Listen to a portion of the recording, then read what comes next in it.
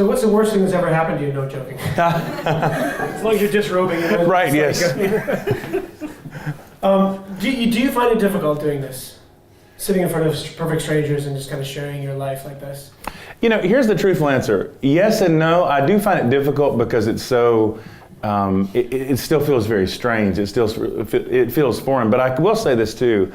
I feel like this season of my life has involved so much ego deconstruction. It is, after a certain point, it's like, it could get any worse than what it's already been, Really, and because I actually think that so many of our fears of the worst case scenario, just live in fear of the unknown. Well, what if it's like this? Well, when the worst thing happens, it's kind of like, oh, well, that happened and I'm still here. So it's the day after the car wreck, when you thought you weren't going to make it, or I've talked to people who've survived cancer, not things you would recommend or that you willingly sign up to go through a second time, but if you make it through to the other side, it's a very different quality of life, And what do you cling to, what do you find yourself clinging to most to keep you afloat in the midst of these shipwrecks that you've had? Well, kind of in reference even to some things I talked about tonight, people have been huge. I think clinging to a handful of people that I really trusted was a big deal. But I think, and this is, I don't mean this to sound too spiritual or spooky, but in more recent years of my life, my theology had become much more sacramental, and the Eucharist had become a lot more significant to me. It is hard for me to overstate what the Eucharist has meant in this season of my life. And I don't mean that to sound super like, but I mean, I really felt like in many times that it almost felt like that meal was what kept me alive. This tangible, tasteable, tactile, grace just meant everything to me. If I can share just a brief story about that, actually, and this is just sad, but it's colorful and true. So when I first went on sabbatical, and when we were trying to kind of sort things out, and in such a bad place, the next Sunday, I went to a Catholic church nearby to go to Mass. I studied Catholic theology at length when I was at Duke, and I have a real interest in all that. I just thought, I really want to go. And, I know technically you're not supposed to receive Eucharist in the Catholic Church if you're not Catholic, but they won't know. And no one's going to refuse me the body and blood of Jesus. I went, but I really just was craving to be somewhere where I knew I would get the Lord's Supper. That's why I went. And you can't make this up. Visiting this Catholic church and made it down to the front. And I got the bread, ate the wafer, ate that, got to the cup, and the cup was empty. The chalice was empty. And the lady just looked at me and just kind of went like, I mean, she really did. She just kind of shrugged. And I was thinking to myself, really? This is making the statement to me that we're all out of the blood of Jesus. There's not enough blood of Jesus for me. Figure something else out, But it was interesting what a representative moment that was, because it did feel like that was my worst fear, was that there'd be no grace for me here in this place. Thankfully, I found St. Peter's Episcopal Church, and they never ran out of elements. So it was, so God still provided. But really, that meal became so central. Because I think, because I think in a season like that, when there's so much disorientation, there were so many times where I couldn't think clearly, and nothing encouraging anybody said to me would seem to stick. And I just love this idea, that in the midst of our pain, other people will try to give us explanations, which almost never really help us that much anyway. But God doesn't offer explanations. God offers the Eucharist. God offers this practice. God offers this meal. Yeah. And I felt like in many cases, that was the thing that kind of kept me afloat. Wow. And now we know a bit about your background. Do you find it hard to trust in relationships or even in your faith now? Is it hard to claw back that ability to trust others and trust God? Wow, that's a great question. I think in a weird way, and I'm surprised to hear myself say this, I actually think I trust easier than I did before, because I think that I feel like so much of my life before, when there is a lot of image management and a lot of that kind of, I wouldn't have known this at the time, but what now I think was kind of ego construct stuff, you've got a lot more to protect, and a sense that you have a lot more to lose. Yeah. And when you're not living from that place anymore, where it's kind of like, I don't know, I just find I'm I'm not concerned with being successful in the ways I would have cared about being successful before. I'm not nearly as concerned about reputation as I would have been before. So when you have that much less to lose, in a lot of ways, I feel like trust comes easier because, and especially since I feel like in an odd way, it's like, I feel like this season of my life sort of immersed me into being the life of being an ordinary person. Not again that I was like super set apart before, but when you're a pastor basically all your life, there is that, living the consecrated life. And I think so many of the people who kind of helped me through all this were just like regular folks. And I saw the goodness in regular folks living a life alongside them instead of above in some kind of way. So I think in some ways I feel like I trust easier now than I did then. So how do you not let your ego get out of control again? Like what helps keep that in check as such? Well, for you? I think that, I don't know. I feel like they're all kind of different. There are different kinds of shipwrecks and different levels of shipwreck. This for me really did feel like just so much trauma. I mean, the church that I walked away from, I loved dearly. And a lot of things I was doing within the denomination, there was like, I'm my father's son, and I know a lot of that, there were things that he wanted me to do. There's so much of that world that shifted for me to where it really is like a radical, there was before and there is after, like a way of forever altering my seeing, almost like this way. I can't unsee the things that I see now. I can't unknow them. So in some ways now, I don't feel like that's a fight the way that it was before, because I think like when you have to face your own failure and your own limitations that publicly, I feel like at this point there's only so far my ego can be inflated. Like I'm just much more aware in that way. But I think that's just been the nature of that kind of trauma. I don't know how that works for everybody else, but it's almost like, and I think some of it too is that part of the gift of the ego building project kind of coming to a crash land is that you realize the futility of it too. That so much of what felt good before, I don't say they're built on lies. I mean, because again, I've always been a very sincere person. My faith was very sincere. I don't feel like I was ever hypocritical in that way. But I do feel like in general now, I don't know, a lot of things that before would have felt and sounded like success do just seem pretty hollow to me now. I realize how little meaning there are in those things. Shipwreck has a way of stripping things down to essentials. You kind of get back to the primary colors of being alive. I mean, literally, because I felt like during this season, like eating, breathing, sleeping, all took intentional effort to be able to do, and therefore all became gifts again in a different way.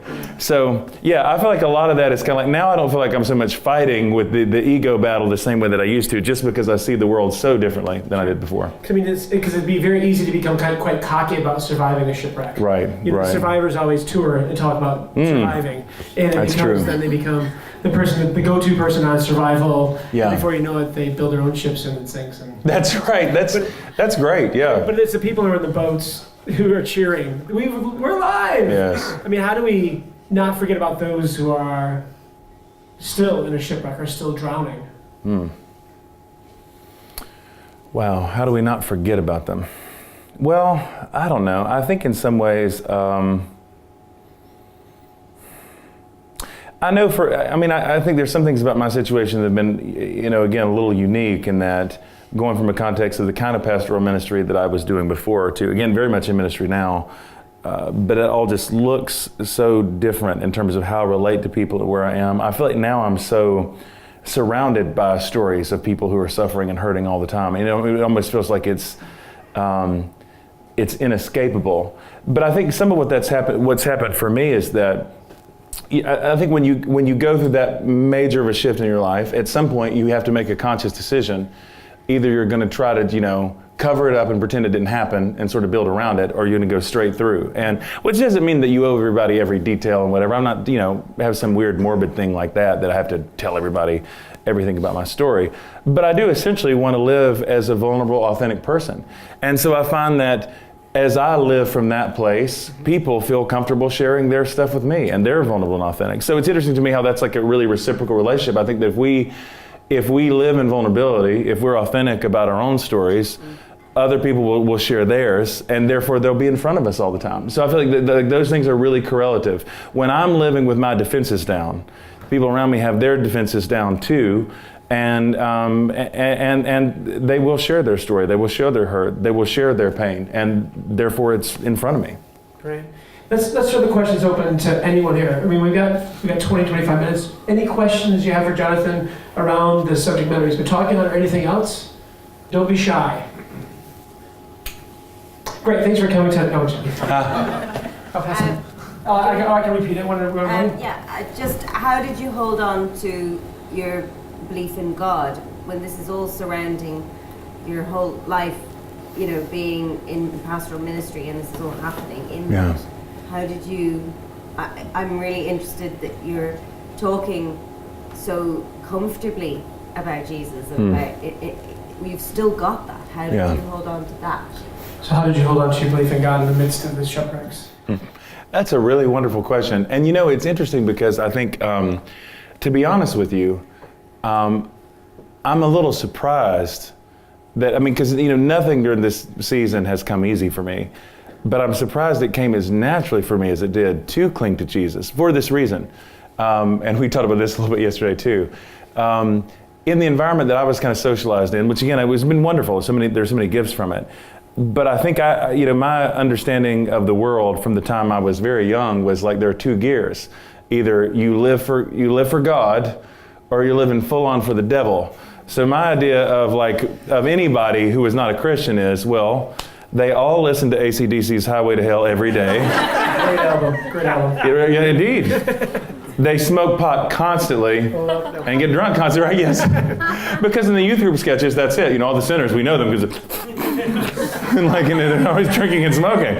So I just assume like people who don't have faith, that's what they do. It's just a life of nonstop debauchery. It's just orgies and craziness and whatever. So I think deep down, I had this fear that if ever any of the kind of support structure of my life, all the things that were kind of propping me up, that if any of that went away, that my faith would go away altogether because it was bound up in those things. And instead it turned out to be exactly the opposite. I mean, the first Sunday that I was not in the pulpit of my old church, I was at St. Peter's and going to everything there that I remember, tonight makes me think of it. They did a wonderful kind of, you know, theology on tap type deal with the vicar. And I was going to everything like that I could. But I think what happened was, for me, that just came out of a place of like sheer desperation. I think about when Jesus asked the disciples, you know, where are you guys going to go? And Peter says, where else would we go except for you? I think somehow intuitively, there was something in me that trusted in the goodness of God more than I thought I could, you know? Like I was almost surprising to me that in the midst of all that, part of it I think though too is that the nature of my shipwreck was such to where even though there were some really negative things that happened, you know, with people around me in terms of, you know, how I felt treated or received or whatever, at the end of the day, I really didn't blame anybody else. I really didn't blame God. It's always my first instinct in anything will always be to kind of fall on the sword. And so there wasn't some sense that like some external force has done something to me. I was dealing so much with guilt and shame. And I just think there was something deep in me that felt like, you know, it almost felt like the guilt and shame pushed me into the presence of Jesus more, made me want to be with him more. My prayers became so much more rich and authentic than they ever were before. Oddly, I felt the presence of God more conspicuously than I ever did before, coming out of that place of need. So, you know, I think that, and there, obviously there's no judgment in that for people for whom it goes opposite. I think oftentimes when, you know, life goes off the rails, people have to have a season, and may even need to have a season, where their faith is completely deconstructed, where they have to walk away for a while. They may need to be mad at God. I don't think there's anything wrong with that. I just think that in my hurt and pain, somehow I just really did believe in this really deep place that God was still good and would still be there for me. So it's a great question. Any other questions? I'm just going to wait. I know there's questions. Do you think, all right, cool. Do you think that the concept of shipwreck is something that is almost central to, or is needed in a Christian's walk or a Christian's life? Even from the perspective of, you talk a lot about authenticity and vulnerability. Yeah. That is almost a necessary characteristic for that to grow or to come to the forefront, which helps, I suppose, the gap between, from a cultural perspective, that view that people are Christian society or Christian culture is up here and Yeah. modern understand here, where in reality we're all kind of walking around like wrecks. Right. Right. Yeah. Man, that's such a great question. And I think at this point, and I don't want to overstate this at all, but not only do I feel like the shipwreck idea has become central to me. I mean, there are fundamental things about the gospel that I just read through such a different lens. I mean, for example, I feel like over and over again through this season, I've thought about where Jesus says, you have to lose your life to find it. And even the notion of, taking up our crosses and following Jesus. See, before, I would have always put all that in the same category. I would have thought of it as like choosing a life of martyrdom. This is why I should fast, or when I was young, and this is why I should give up secular music, or whatever else it might be. It's part of making a sacrifice for God. That's what it means to take up your cross. Losing your life would mean to make those kind of sacrifices in a religious sense.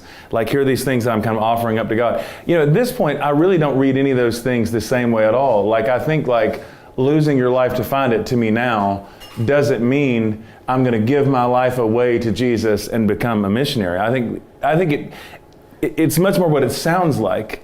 Literally, until stuff happens that causes that forces you to kind of lose control, to make you stop grasping for life, then you're not able to experience kind of divine life in this way. Even the stuff that I was doing with John 3 and the whole notion of being born again, that really, now I read that, there's no way that I can read that passage now and think that has anything to do with making a decision for Jesus. This even notion of being born from above and born of water and the Spirit is much more traumatic than that. Like, it kind of has to happen to you. Birth is always marked by tremendous pain. So I think, now what I really think is that what brings real spiritual transformation is not so much like one day I just kind of decide I want to do better, turn over a new leaf, this fresh outlook, perspective, whatever. I mix my metaphors horribly. But now I think for most people, I think some form of pain or trauma is the only thing that can force change, is the only thing that can force transformation. Because, at the end of the day, we've had these stats for a million years, right? That like, when people go to large evangelistic crusades, whatever, they might pray the prayer, etc. But we all know that qualitatively, people do not typically live a different kind of life because they prayed the prayer. It just doesn't happen very often. Now, someone who bottoms out with an addiction to alcohol and ends up going to AA lives a very different quality of life on the other side, because the crisis forces them into a place of vulnerability and dependence that's very different. So all to say, and I may have lost your question and just be riffing too far in another direction now, but for me, all that's become so central. Not that I think, of course, everybody needs to have a shipwreck like mine, but that there has to be some level of embracing pain and having some kind of suffering. I just don't think there's anything else that that transforms us other than that. And to the last part of what you said, I thought was so wonderful. I really do believe that what makes the church different, that what makes Christians different, is we are the people who are clinging to Jesus in the midst of this, and we're receiving grace. One of the things that's happened, and this was somewhat true even before my shipwreck, but definitely now, and I hope I can say this in the right spirit, but I feel like I've always been a person where other people that I know who are in ministry of all sorts and levels, shapes and sizes, always seem to feel comfortable sharing their stuff with me. So I feel like I've just operated in that space in a lot of people's lives. And so I kind of know objectively from knowing a lot of people who have done wonderful things and who I admire or whatever, they're just as broken as anybody else. They really are. I've been behind the curtain long enough to know, and that's not, again, like judgment, like hypocrites. It's just they're as broken as anybody else. But within the culture and framework of how people understand church, they just don't feel like they can own it. They don't feel like they can talk about it. The difference is not that they really have their lives more together. The difference is really they're in a very constrained system where there is this sense if I ever shared any of my stuff, I wouldn't have a place at the table anymore. So yes, I think all that very much needs to be revisited, for sure. James? Yeah, just thanks so much for your story this evening. Just for kind of following that up, when we know that like pastors and church leaders go through the same challenges as anybody trying to pursue Jesus, how can church better model itself on something like a shipwreck rather than this sense that it's all well and good for everybody else, but for us we have to be perfect in leadership or whatever. How do you think as an institution or as a culture or as a group it can better model the kind of the honesty of a shipwreck. That's a great question. And you know, honestly, it's one that I've thought about a lot, and I still feel like I'm kind of groping for the answer to that, because maybe partly because I feel like I've seen that modeled so infrequently that I don't feel like I've seen examples of where and how that would work. I think, you know, my tentative thought is that, I don't know, I just really would love to see. I know when I was a pastor, I mean, again, I'm a pastor now, but kind of in a different capacity than when I founded a church and all those things, still preaching every weekend, blah, blah.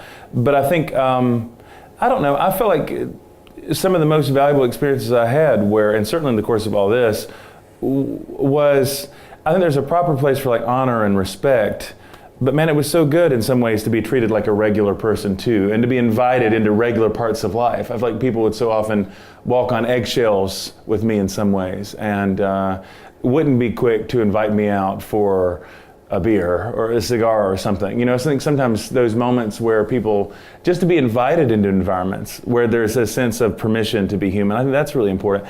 And I think, you know, this feels a little oversimplistic, but I do think it's important.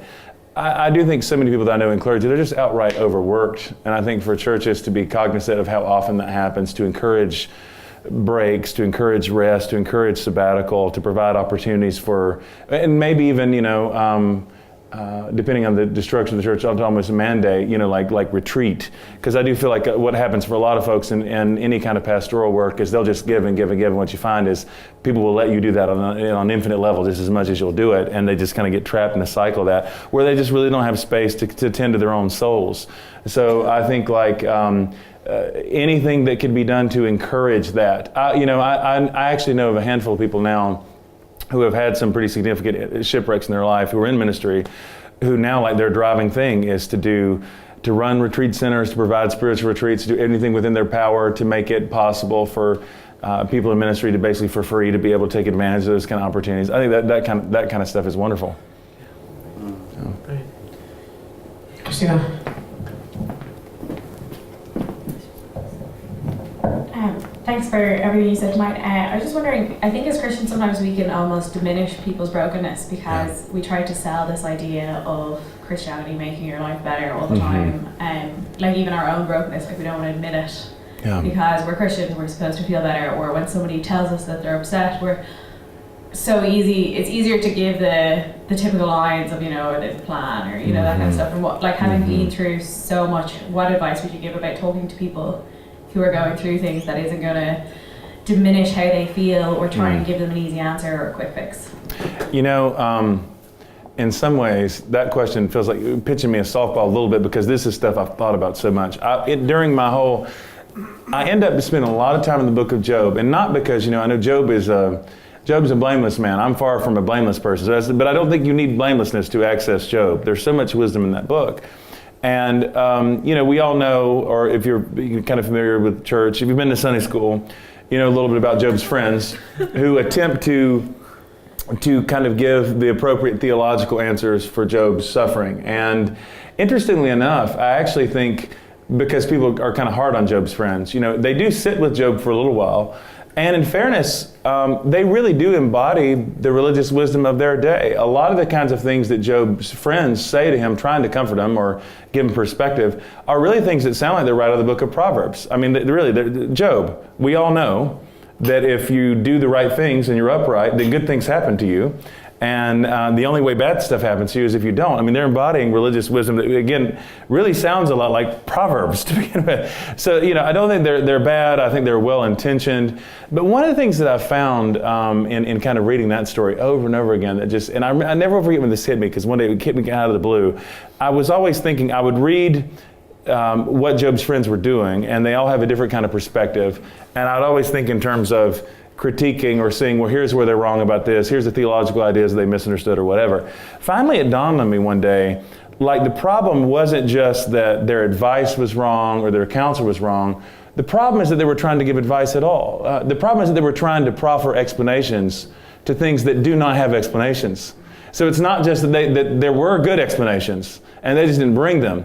The fact is, when you're in that level of like pain, no attempted explanation will help you at all. It does not work. So even like a healthier theology of theodicy and pain and whatever would have helped Job. I really don't think that's the case. I think that when people really are in places, and this goes to the earlier part of your question, where they're really feeling their brokenness, having someone to sit with them in the middle of that means more than anything else. Someone to share the pain.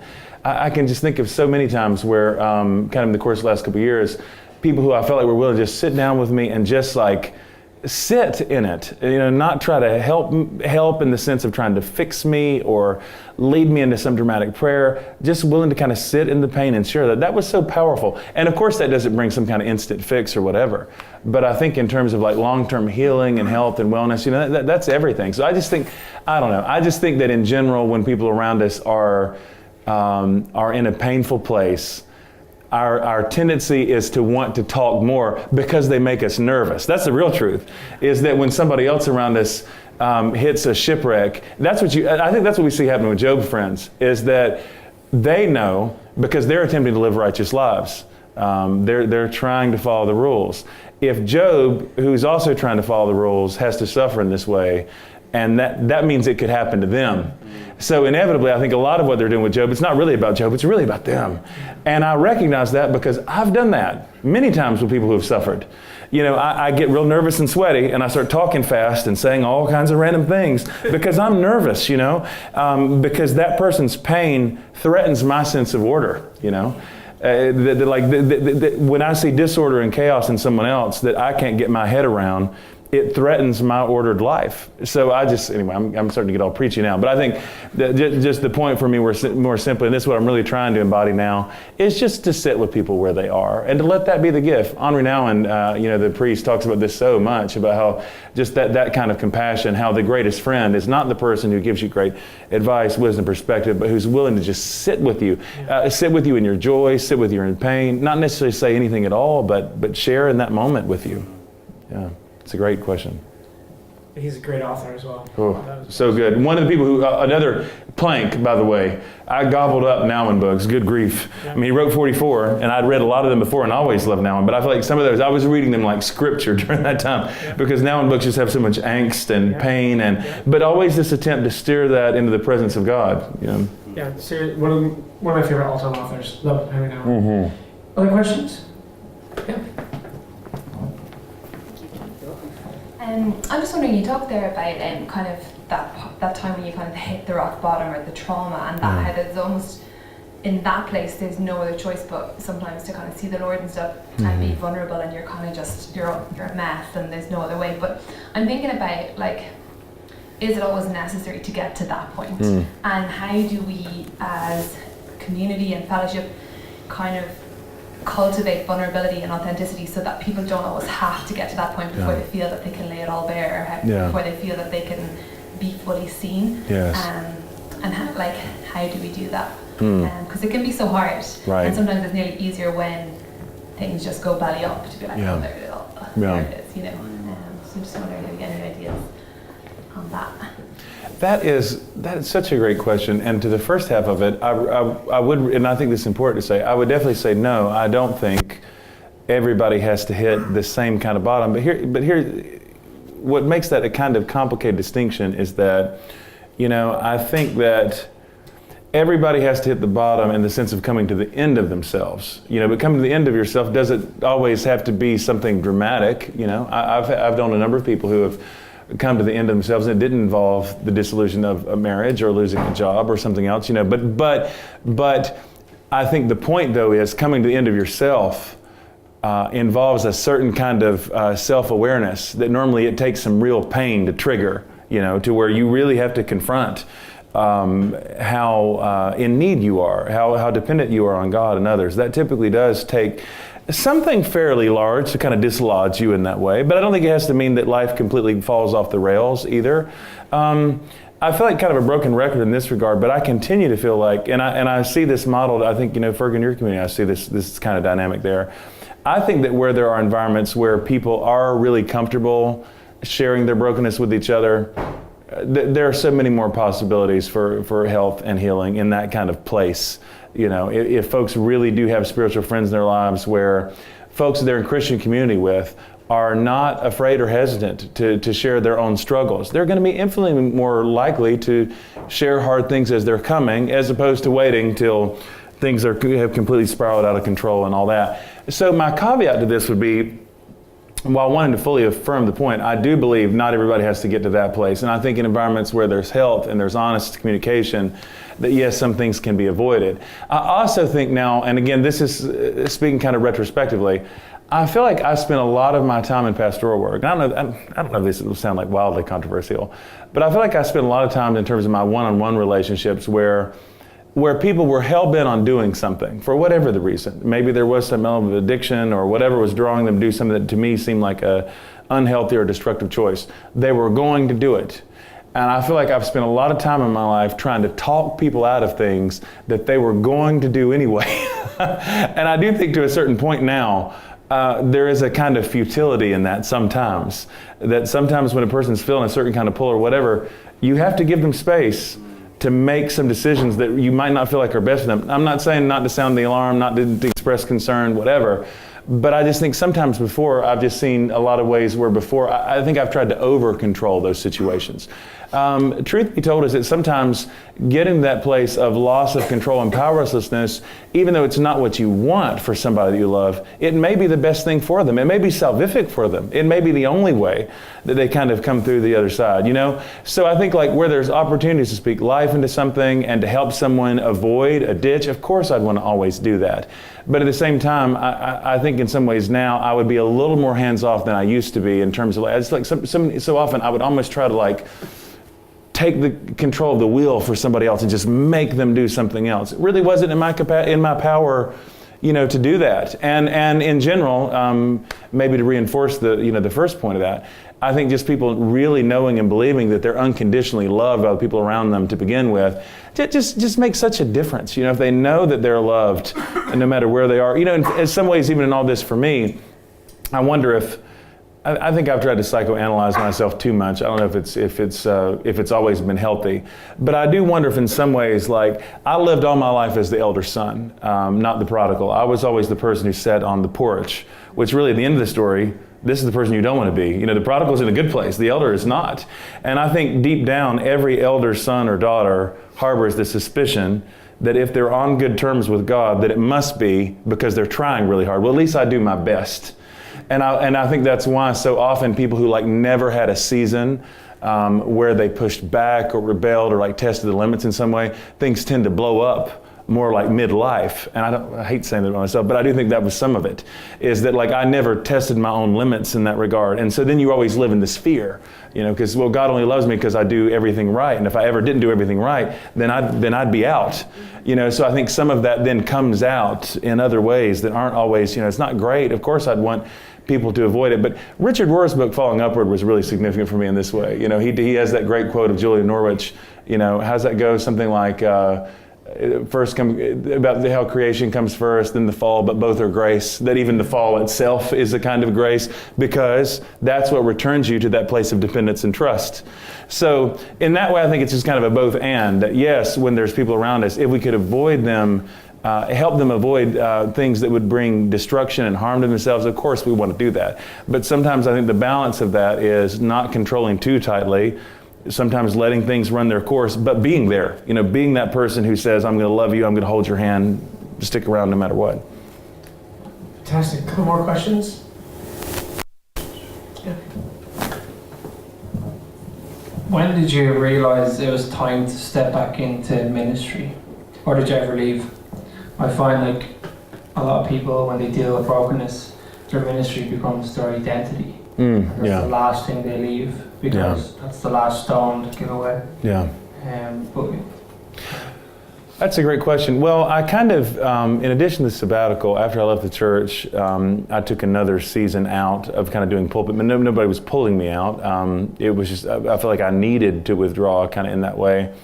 But you know, it was interesting for me because I think in some ways, my first default after I left the church especially was, I just presumed that ministry is not what I should do. I thought like, I really just need to be a regular guy. I just need to work a regular job, this, that, and the other.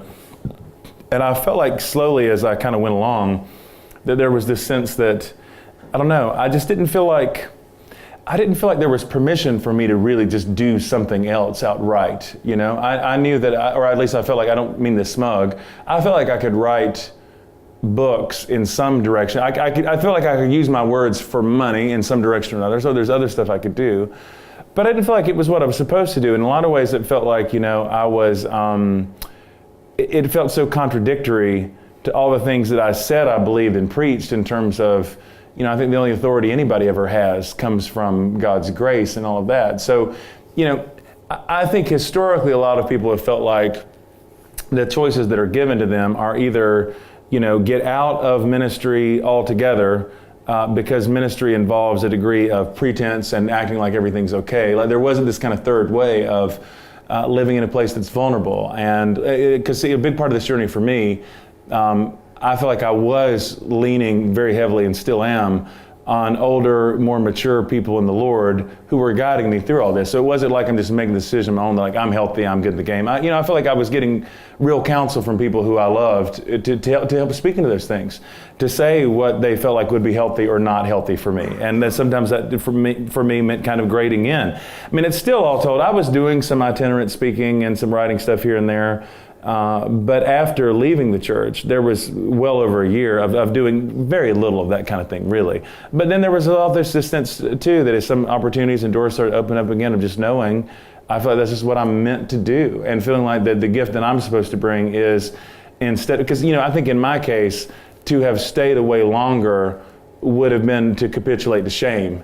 And this idea like that if I can't come back in and be, you know, 100% and be all whatever. Well, what if that's not the point? I remember even when I started wading back into some of these things before, I think even some of my preaching experiences, different stuff that I was doing, it was so much more beautiful precisely because it was a lot more broken. I wasn't polished anymore, you know, and it wasn't like hit the play button in my head and come in and do my thing. There was real reliance on God. And I think in so many ways, you know, it truly is, it sounds like such a cliche, and it is a Leonard Cohen lyric, but it really is through the broken stuff. That's where the light comes out. And that's where people see there's something in you that doesn't come from you, you know? So I think it's possible to do ministry from a broken place. What does need to probably be stipulated, and I think this does take a lot of discernment, is that even though while it's good to do ministry from a broken place, there are unhealthy ways of doing that too. And there are times, I think, where it can be too much about there's still identity wrapped up in it that's unhealthy. And if people aren't getting the proper kind of soul care, you know, I certainly think that can be done in a way that's just not healthy. Not that it's so horrible and shameful and wrong and how dare they, but it's just not operating from a place of health and strength. So, you know, that's where for me it was like, yeah, I'm wading back into these things, but I'm still seeing my therapist. I'm still talking to these friends that I trust and, you know, giving people a lot of access to speaking in my life in that way. In ways that I hope make me a lot healthier in how I approach these things now. Yeah, I love that line, a cold and broken hallelujah. Yes. Fantastic. Ooh. Any other questions? Yeah. Just a quick one. As you're talking and just the whole sense of awakening, do you think there's a massive awakening for many, many people as Christians, as we call ourselves Christians? Just this sense of God in the deeper places, in the deeper, not just the institutional doings, but as you're speaking, I remember, like, I grew up a Catholic, and my grandmother cleaned the huge church in Dunacarn. It's a massive church, and when I was very little, I remember going into the church, and I was only about 3 or 4, and I remember distinctly saying to my nana, like, "Oh, this is Holy God's house, where does he live?" And she pointed to the tabernacle. And I was like, oh gosh, even at that age, tiny box for such a big house. Wow. And God has always told me that, never put me in that box, don't contain me. And I think as you're talking, there's so many things just triggering, and I was even Googling some stuff last night and I listened to some of your talks. But do you think, I don't know, I think there's a massive awakening that God is doing of, to lay off the Lazarus clothes, get your friends to come help you, rise. And like different experiences with different people lately, particularly maybe being Mary and Martha, at that place where Lazarus was dead. It had to be so bad for Jesus to come and say, I weep with you, but it's for God's glory. And you can ask the hard questions. You can say, why weren't you here? But do you, in your experience of travel and speaking, find that there is an awakening almost of that happening with people? I just cannot say hearty enough yes. I mean, like, absolutely. I really believe that's happening. There are a couple things right now that I think are happening in the church, capital C, across the board throughout Christian traditions, that to me seem very universal right now. And I feel like this is at the heart of it. I'm really astonished right now at, I don't know, just the level of vulnerability. There's the craving for that. I don't know. And again, I see that across different kinds of Christian traditions. I absolutely think that that's something that the Holy Spirit is uniquely doing in our time. And I don't know exactly how to account for all that. I certainly think it's the kind of witness that culture really needs. I think some of it is that, a lot of us have just attempted to live in this way that's it's just unsustainable. And a common theme right now in my life, even what I would say about individuals, I would say about the church as an institution, is I think like anything that, there's that verse in Hebrews about letting anything that can be shaken, be shaken. And I feel like in some ways it's like if it can be deconstructed, it probably should be. If it can crumble, it probably needs to. And not being afraid of that so much. I feel like that's what I'm just seeing even in the institutional church right now is, all of these systems that have been built on ego, image management, and facade, they're not holding up anymore. And that's not God being mean, but I think it is a kind of judgment, not against people, but against those systems and structures. And one of the, I can't believe I'm saying this right now, but it gets heartbreaking to say, but yet it feels right. One of the things that was most painful for me upon leaving the church, because I did have a number of folks in my life who I could tell they kind of spiraled a little bit with me stepping out of that role, because everybody was super gracious trying to support us when they knew that we were struggling. But me leaving the church was a different thing because nobody wanted me to go. We weren't being forced out. It was nothing like that. And I did feel like it was so painful to know that people that I cared about were disillusioned because of that. Because you're our pastor, you're our guy, you're the one who won me to Jesus. How can you? And to have to realize that as painful as that was, that even I was kind of an idol for some people, and the way that I would function in that role, like that needed to be deconstructed. They needed to come to a place where they were disillusioned and therefore have to cling to Jesus themselves. They needed that. And of course, I don't want that to happen, right? I want them to still feel well with me. I would feel more comfortable continue to like, no, I'll take care of you. I'll feed you. I'll nurture you. I'm a great guy. I'm here. I would way rather do that, but to realize that needed to come. And if I can, I'll throw this in too, not to get to over talk a thing, but I remember, and this ended up going kind of in the book last minute, but back this past summer, I have some friends who are significantly older than me, older couple who live in New Orleans, and which has become kind of a second home for me. They're so generous, and I spend a lot of time with them. And anyway, this couple, the man, his name is Tim. He's in his early 70s, and he told me this story this past summer. I'll never forget, because I think like historically, whenever something was like painful or difficult in myself, I just wouldn't look at it, and I think for me it relates to this conversation, because it's like I wouldn't want to put weight down on anything that might crumble, because like let's just pretend that's all will be okay. And I just feel like there was just a lot of denial in my life, and I was trying to make some decisions that I knew had important implications, and I was concerned about whether or not things were going to come through. Am I putting weight down in this direction in a way that's responsible or not? Blah blah blah. And he told me this story, and I was just so uptight about how things were going to play. And he told me this story I'll never forget. When he was a boy, he grew up in Colorado, and he worked on the river in the summer with his younger brother. Like he was 17, I think his brother was 12 or 13. And I don't even quite understand this, but they would go out in the river, and part of what they did is they had to retrieve these boat bumpers in the water, which you would have a dog that would be trained to help you do. The dog would swim, go retrieve the bumper, bring it to the boat, etc. So he said one spring they went further into the Rocky Mountains, this little town where there was a man who raised dogs for this particular task, and they were trying to find a dog that they could buy to do this thing. So anyway, the guy turned out to be this kind of grizzled old man who'd done it forever. He took my friend Tim and his younger brother out on the boat along with the dog for like the dog's test run with them to see if he could do it. And the dog was still pretty young. He was like, big dog, was probably 7-8 months old, had been trained to do this, but again, just still young in some ways. So he said at that point in the year, like in the spring, the runoff for the river is especially violent. And when they got to the place where he's about to, essentially push the dog overboard to retrieve the bumper, his younger brother just freaked out because he was falling in love with the dog, and it's like, it's just a puppy. And he got very upset, and he just started pleading with the man not to throw the dog in the water, like, please, you can't do this. I love this dog, and what if he drowns? What if something happens? What if he doesn't make it? What if he drowns? Please don't put him in the water.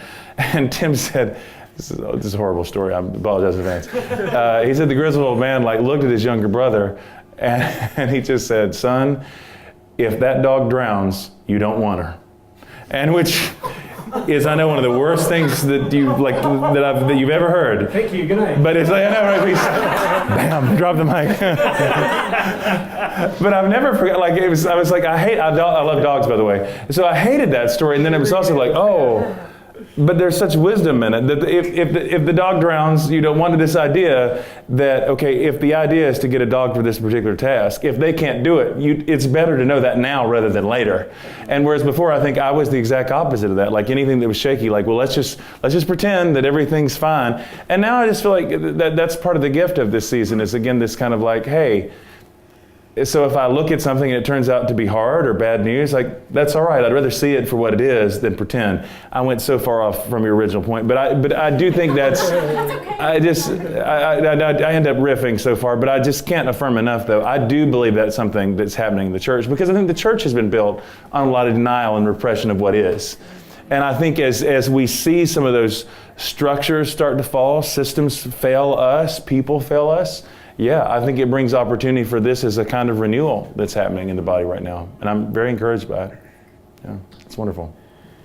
Brilliant. We have this room for another, actually, can I use your mic there? Mm-hmm. We have this room for another 15, 20 minutes. So please feel free to stick around, grab some coffee. Just really quickly, though, tonight wouldn't have happened if it wasn't for Scott Evans and all his work in getting this venue and stuff like that. So thank you, Scott. Thank you to Fred Breen for allowing us to share Jonathan Martin here. So we appreciate it, really do, actually. Mm-hmm. And then please put your hands together for just the incredible. I mean, you've been so vulnerable, so honest. You've called us on to honesty and vulnerability. There's a phrase I heard recently that we can't live and work for an embrace. We need to live and work from an embrace. Wow. Yeah. I think it's something that I've really taking away from tonight, outside of drowning my dogs, that we need to understand that brokenness and understand who we are in God, and from that place live and work and minister and love and forgive and et cetera, et cetera. So please put your hands together for Jonathan Martin. Thank you. Thank you very much.